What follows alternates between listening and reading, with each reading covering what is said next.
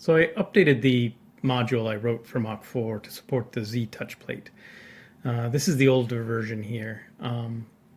The installation instructions that I have in the previous video, which I'll leave a link to up in the corner here and down below, still hold. That if you haven't installed the Z touch plate, I would go to that video and follow those instructions because they're more detailed than the ones I'm going to show here today.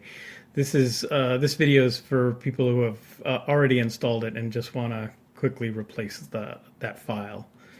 So let's close Mach here. And so I'll provide this link. This is a link to the Git repository that I put the code up in.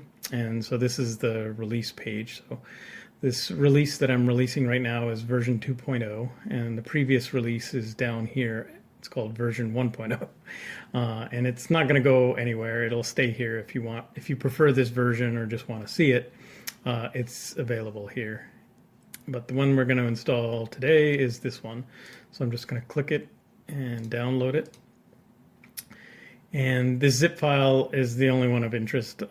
It basically contains the one Lua file that we'll be replacing. So if I go to the file manager, I'm just going to move it over to the Mach4 hobby directory. And so I'm just going to paste it here. And then I'm going to essentially extract it. And so it's prompting me, do I want to replace this Z touchplate Lua file with this newer one? Yes. And so all it's done essentially is in the modules Z touchplate, it's just replaced this file. And that's the newest version. And so if I open up Mach4 again, my machine is not connected, so that's what that's complaining about. It'll load the screen, and if we go to the touch plate, so here's the new version.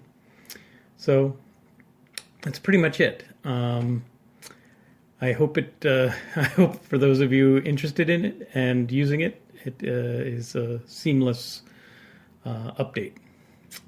All right, thanks for watching.